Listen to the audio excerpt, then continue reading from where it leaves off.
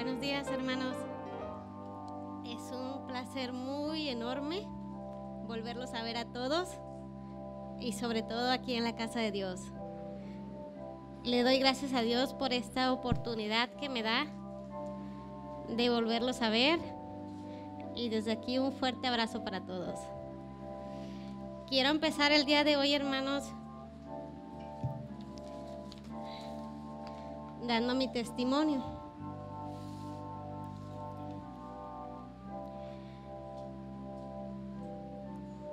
Un tiempo antes de que yo me casara, le pedí a Dios que me dijera qué camino debía yo seguir.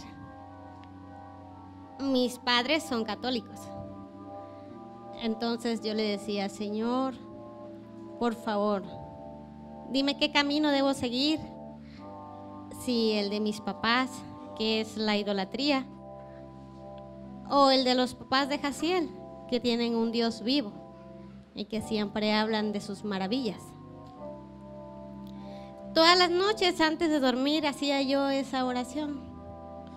Señor, por favor, dime qué camino debo seguir. No le contaba yo nada de esto a Jaciel porque decía, si me dice que mis papás, el camino de mis papás, pues termino mi compromiso con Jaciel. Y si me dice que el de los papás de él, yo buscaré a los papás de él. Y siempre decía yo así. Y dije, no, pues Dios me va a decir, sigue tu camino, sigue el camino de Jaciel, o no sé. Pero no, hermanos. Me dijo Levíticos 19. Esa fue la primera vez que yo escuché la palabra Levíticos. Fue la primera vez, porque para serles sinceros, antes yo no leía la Biblia. Y me decía una voz muy suave, Levíticos 19. Y así, toda la noche. Antes yo recuerdo que era muy miedosa. Cualquier ruidito que yo escuchaba me quitaba el sueño y ya tardaba para conciliar otra vez el sueño. Pero esa voz era tan suave, con tanta paz, que decía yo así, al rato me levanto, lo anoto para ver qué significa eso y ya. Pero no me despertaba, seguía dormida y así toda la noche, hasta que ya dije, bueno, me levantaré temprano y le preguntaré a Jaciel si había escuchado él antes esta palabra. Y que pensándolo bien, no sé por qué dije Jaciel y no dije, pregunto a mi mamá, pregunto a alguien que sepa, investigando, ¿verdad? Pero bueno, todos sabemos que Dios tiene todo bajo control, que yo estoy segura que mis suegros estaban orando por mí, como lo siguen haciendo hasta el día de hoy. Cuando amaneció, lo primero que hice fue marcarle a Jaciel y le dije, oye, tuve un sueño. Y ya le conté mi sueño, porque esa palabra me intrigó, me llamó, me dio curiosidad por eso, porque pues todos soñamos, ¿verdad? Pero no todos los sueños son iguales. Entonces ya le conté y me dice él se sorprendió de lo que yo le conté. Y me dijo, ¿y tú has leído la Biblia alguna vez? Y le dije, no. Pero yo me quedé, ¿y qué tiene que ver la Biblia con mi sueño? Y él llevó su Biblia y me dijo que Levíticos es un libro de la Biblia.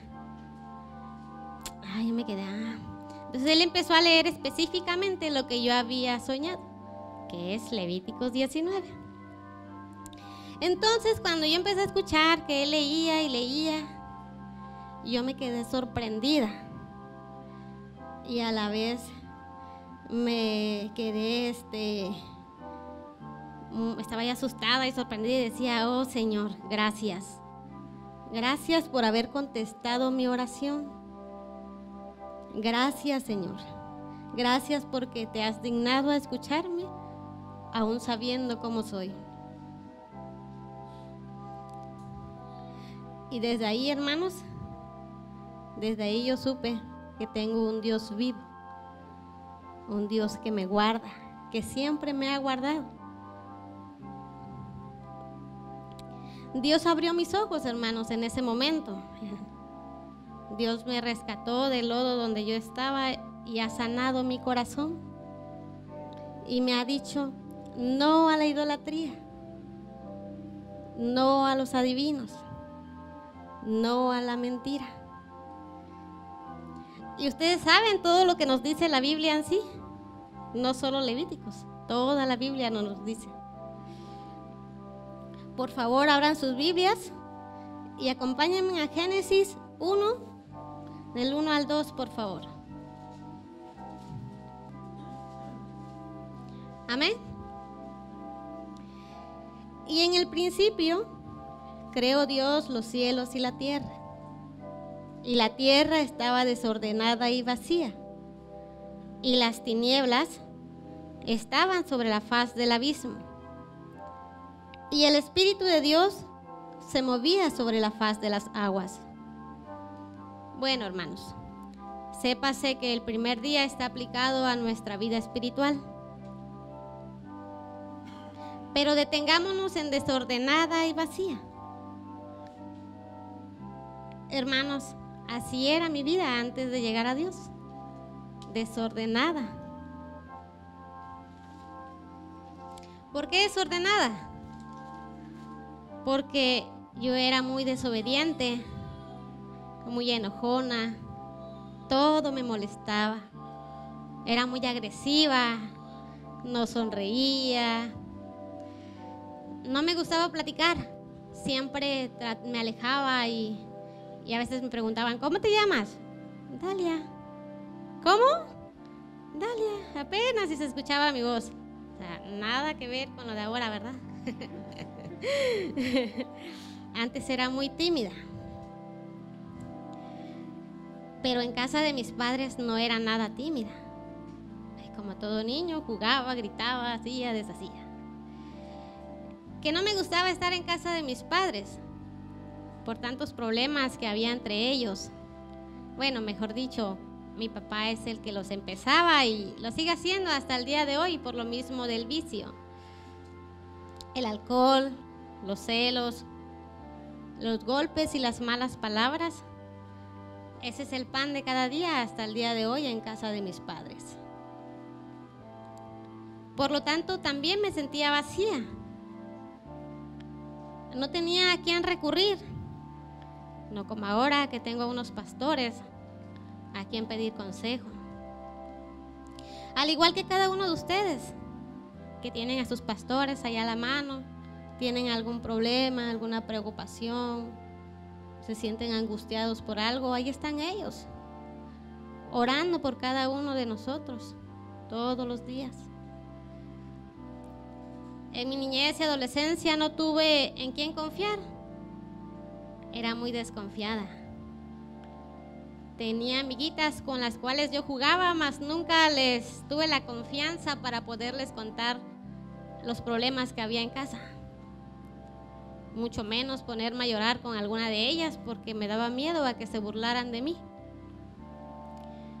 Por tal motivo todo me lo guardaba y mi amargura día con día crecía más y más. Había días, hermanos, en que yo pensara, Dios, si existes, ¿por qué permites que todo esto pase? Dios, si existes, llévame contigo. Ya no quiero seguir viviendo. Yo lo decía con mucho dolor en mi corazón. El tiempo pasó y pues uno va creciendo. Y mis amiguitas y yo ya no jugábamos tanto, ya era más de pláticas. Y una de las pláticas era, yo cuando sea grande me voy a casar, mi casa va a ser así, así, tendré estas plantas y así, así. Y cuando me decían, Dalia, ¿y tú cuándo te vas a casar? Entonces yo por ese simple hecho de que me hicieran esa pregunta, yo me enojaba mucho. Me enojaba mucho y decía, yo nunca me voy a casar. pero mi respuesta era con mucha amargura. Y les decía, ¿para qué me caso? ¿Para que me traten como a mi madre? No, yo nunca me voy a casar. Y siempre terminaba enojada y me iba. ¿Por qué decía yo así, hermanos? Porque al ver el matrimonio de mis padres, yo pensaba que todos los matrimonios eran así. Golpes, malas palabras. Y por eso decía, no, yo nunca me voy a casar. Y heme aquí, felizmente casada y con 2 hijos. Hermanos, acompáñenme a Éxodo 23:33, por favor.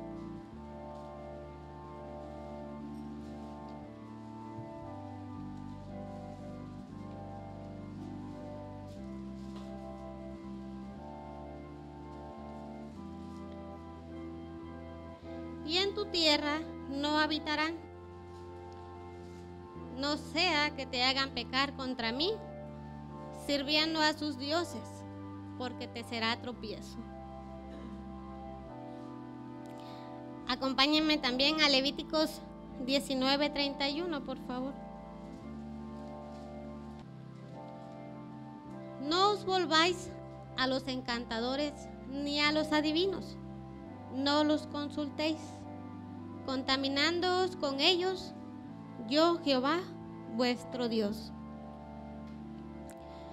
Cuando recién me casé, hermanos, mi mamá vivía con nosotros.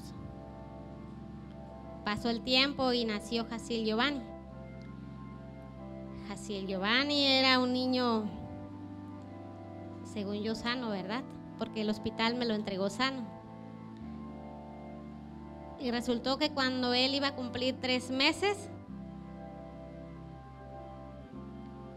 él se empezó a poner moradito, en una de esas idas que íbamos al hospital. Y frío, así como alguien que ya está muerto. Y entre más pasaba el tiempo, más moradito se ponía. Y empezamos a angustiarnos mucho. Fue tanta nuestra angustia y llegamos al hospital y le contamos ahí al doctor qué es lo que le pasó al niño en ese momento. Y el doctor lo observó y decidió internarlo por 10 días en Salina Cruz. Y en esos 10 días no había día en que al niño no le sacaran sangre para hacerle estudios y más estudios. Y en fin, ellos querían saber el por qué el niño se ponía así. Y de tantos estudios que le realizaron, pues no le dieron diagnóstico, porque en todos los estudios salía que el niño estaba bien. Dieron de alta al niño y los eventos siguieron pasando. Llegamos al grado de Jaciel y yo turnarnos para dormir, porque nuestro temor era si nos dormimos y al niño le da una crisis y nos pide ayuda con sus ojitos, no vamos a estar ahí para él. Y ese era nuestro temor, despertarnos y que el niño ya no estuviera vivo. Entonces mis suegros siempre nos decían, ustedes tienen que dormir. Pongan al bebé en las manos de Dios, a él no le va a pasar nada. Confíen en Dios. Eso era por lado de mis suegros. Por el lado de mis papás, mis familiares, al ver lo que le pasaba a Jaciel Giovanni, empezaron las voces. Empezaron a decirme, presenta a tu hijo a la Virgen tal para que tu hijo sane. Rézale un rosario a tal Virgen y tu hijo sanará. ¿Sabes qué? Hazle una promesa a la Virgen tal para que sane, porque así estaba mi hija. Le hice una promesa y mírala, ella anda bien. No, ¿sabes qué? Lleva a tu hijo al curandero, porque tu hijo está embrujado. Por eso le pasa esto. Díganme, hermanos, ¿eso no sería tropiezo en momentos de angustia? En momentos de desesperación, que lo único que quieres es ya abrir tus ojos y decir: esto ya pasó. El niño está bien, no pasa nada. Yo creo que sí es tropiezo. Y más si estamos empezando a poner nuestra confianza en Dios. Que somos bebés espirituales, que en ese entonces era mi caso. Momentos en que yo estaba empezando a asistir a la iglesia y tratando de obedecer. ¿Qué es lo que a todos nos cuesta? Pero si queremos agradar a Dios, es lo que tenemos que hacer: obedecer. Estaba yo en ese momento rechazando la idolatría y aceptando a Cristo en mi vida. Que déjenme les digo que al principio yo asistía a la iglesia para agradar a mis suegros, para agradar a los demás, mas no para agradar a Dios. Solo decía: voy a la iglesia porque ellos se sienten bien si yo voy. Entonces yo quería agradarles y iba. Mas ahora vengo para agradarle a Dios.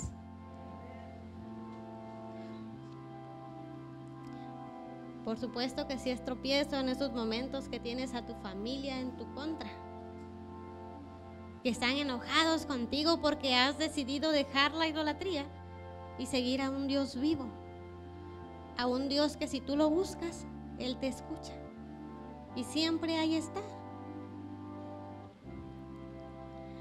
Porque has decidido dejar atrás la idolatría, que ves a un santo ahí y ahí donde lo dejas, ahí se queda, no se mueve, ahí está. Enojados porque ya no piensas como ellos, porque ya no sigues sus costumbres y sus tradiciones. Claro que sí es tropiezo, y más con lo que nos dice Levíticos 19. No os volváis a los encantadores, ni a los adivinos, no los consultéis. Dios sabe lo que es bueno para cada uno de nosotros, hermano. Quizás en su momento no lo veamos, pero Él sabe lo que nos conviene a cada uno de nosotros. Como les comenté antes, mi mamá vivía con nosotros. Mis hermanas y yo nos pusimos de acuerdo para sacar a mi madre un diciembre que llegamos a visitarla.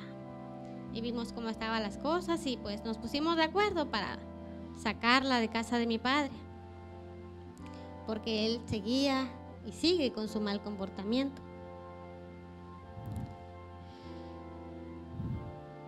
Por tal motivo convencimos a mi madre que tenía que salir de casa, porque nosotras no íbamos a estar tranquilas, sabiendo que al irnos todo iba a volver otra vez a los golpes. Y nuestro temor ha sido siempre de que le dé un mal golpe y ahí quede mi mamá. Entonces decidimos sacarla de ahí. La convencimos y se fue a vivir conmigo porque no tenía papeles para irse a vivir con alguna de mis hermanas a Estados Unidos. Y pues resulta que un día salió de mi casa. Uno de mis hermanos la llevó a mi pueblo con el pretexto de festejar su cumpleaños. ¿Y qué creen? No regresó. Al principio yo me enojé muchísimo. Lloré y lloré. Estaba muy enojada. Y preguntaba una y otra vez: ¿por qué regresó? ¿Por qué regresó a esa vida que no es vida? ¿Por qué volvió a esos golpes, a esos maltratos? Y estaba yo muy enojada y no entendía. Pero el tiempo pasó y ya lo entiendo. ¿Dios la alejó o me alejó? Les digo esto porque ella tenía su cuarto y en su cuarto ya se estaba empezando a llenar de ídolos. Y yo no sabía cómo decirle que yo ya no creía en ellos y que no los quería en casa. Y fue entonces cuando llegó uno de mis hermanos, ella lo convenció y se fueron y ya no regresaron. Por eso les digo, hermanos, ¿Dios la alejó o me alejó? ¿Por qué, hermanos? porque me eran tropiezo. Como nos dice Éxodo 23:33, en tu tierra no habitarán, no sea que te hagan pecar contra mí, sirviendo a sus dioses, porque te será tropiezo. Pues por más fuerte que te creas, si estás empezando y te empiezan a decir y a decir y a decir y a decir, vas a caer porque no te alejas. Y yo salí de un mundo de amargura, un mundo de dolor, al cual no quiero regresar. Y le pido a Dios que me dé su gracia para no regresar.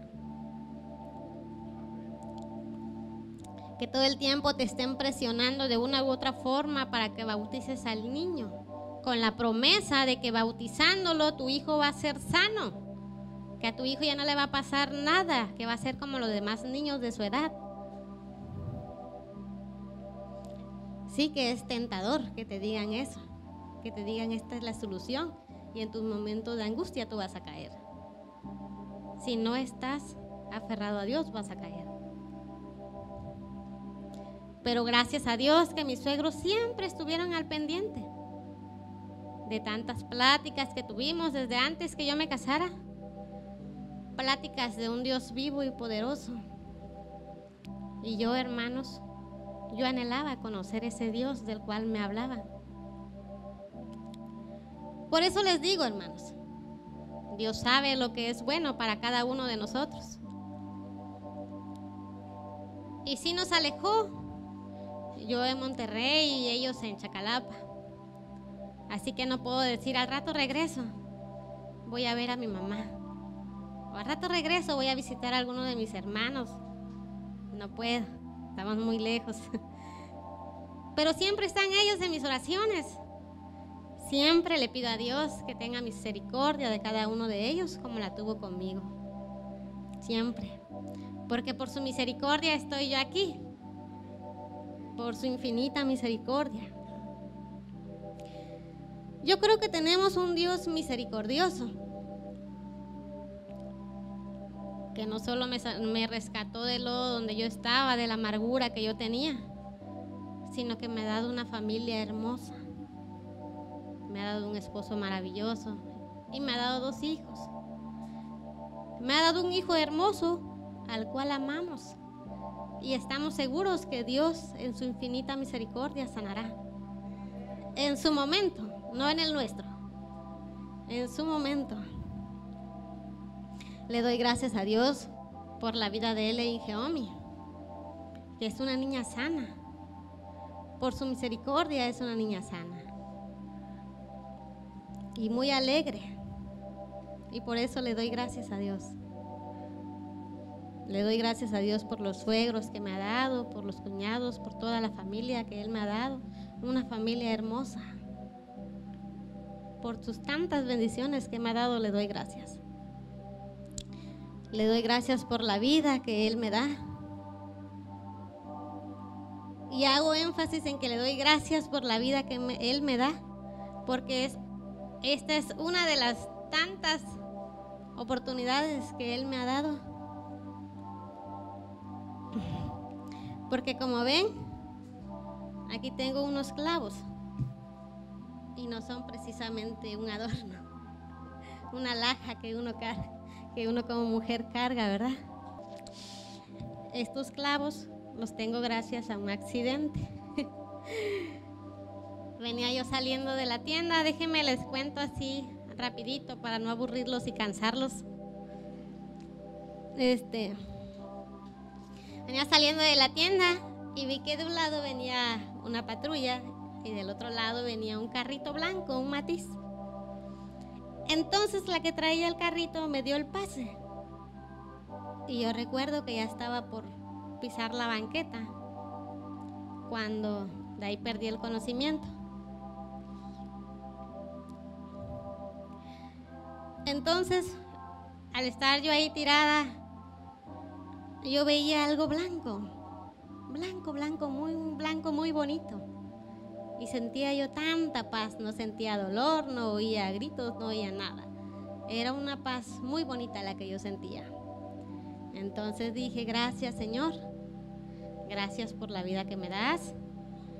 Gracias por guardarme en todo momento. Gracias, Señor, gracias. Y en eso terminé de dar gracias cuando empecé a escuchar un zumbido. Empecé a escuchar zumbidos suavecito. Abrí mis ojos. Entonces dije, ¿y por qué hago aquí? Porque hay tanta gente, porque había mucha gente alrededor. ¿De dónde salió la gente? No sé. Pero había mucha gente alrededor. Y yo dije, ¿pero por qué hay tanto alboroto? Y nada, que era yo la que estaba ahí tirada, llena de sangre, porque me salía sangre de la nariz, de la cabeza. Y intenté moverme y el dolor de mi brazo no me dejó. Empecé a gritar de dolor y era un dolor muy fuerte que no se lo deseo a nadie. Llegó un doctor en ese momento y me preguntó mi nombre, que dónde vivía, y me puso una inyección para el dolor. En eso llegó la ambulancia y me llevaron al hospital junto con un niño, que el niño iba en el Matiz, en el carro el que me pegó.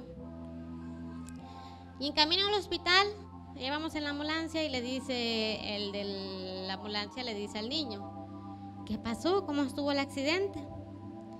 Entonces el niño le dice, la patrulla venía muy fuerte, le pegó atrás al carro donde venía, el carro giró y le pegó a la señora, o sea, a mí. Ya en el hospital me acomodaron los huesos de mi brazo y ya en la madrugada me operaron. Todo el tiempo fue dolor. Creo que el único momento de paz fue cuando estaba tirada. Cuando desperté, todo fue dolor. Y ya desperté y desperté con los clavos en la mano, porque mi brazo se hizo 3 pedazos, el hueso. Entonces yo aprovecho este momento para agradecerles a todos por sus oraciones, porque sé que estuvieron orando por nosotros. Les doy gracias por eso. Entonces ya desperté con estos clavos y yo pensé que me los retirarían pronto. Yo dije, no, pues en un mes ya me los quitan. Y no. Entonces yo siempre le decía a los hermanos, oren por mí, hermanos, para que pronto me quiten estos clavos que son muy pesados, incómodos y dolorosos. Y siempre decía, oren por mí. Hasta que un hermano ya grande me dijo, hermana, todo a su tiempo. Dios decidirá cuándo te van a quitar esos clavos. Los tiempos de Dios son perfectos. Es algo que en momentos de angustia no todos entendemos, ¿verdad? Y hasta que decimos, ¿y cuándo es tu tiempo? Pero no. Los momentos de Dios son perfectos. Y aquí estoy, con estos clavos en mi mano. Siempre he pedido a Dios por mi familia, porque todos estén bien en sus trabajos, que les vaya bien, que regresen con bien a casa, por los niños, que estén bien, que no les pase nada, que no se enfermen, y por tantas vanidades de la vida. Pero dígame, hermano, ¿cuál es tu necesidad? ¿Quién es tu necesidad? Piensa bien. ¿Quién suple todas las cosas? ¿Quién nos las da? ¿Quién nos guarda? ¿Solo Dios? Solo Dios, no eres tú. Dios es quien nos guarda. Entonces, que nuestra necesidad sea Él. Que nuestra necesidad sea Dios. Y todo lo demás vendrá por añadidura. Que nuestra vida sea un testimonio a los que nos rodean. Porque parece que no nos ven, pero sí nos ven. Entonces, que nuestra vida sea un testimonio. Que la vida de Cristo sea en nosotros. Que no importa cuánto tengas, que siempre nuestra necesidad sea Dios. Recuerda al recaudador de impuestos, Zaqueo. En algún momento de su vida él tuvo una necesidad espiritual. Eso lo podemos encontrar en Lucas 19 del 1 al 5. Era un hombre próspero, era un hombre rico y siempre estaba esperando dónde iba a pasar Jesús. Recuerda también a este hombre de familia, Jairo, que está en Lucas 8:40. Un principal de la sinagoga que también esperaba a Jesús. En Hechos 10:24, Cornelio, un centurión romano, esperaba al embajador de Cristo. ¿Y qué características tienen estos tres? Ellos creían que Jesús podría atender su necesidad. Ellos buscaban llegar a donde Jesús iba a estar. La pregunta aquí es, ¿estamos dispuestos a llegar a donde Jesús va a estar? Entonces, hermanos, ¿cuál es tu necesidad? Dios los bendiga, hermanos.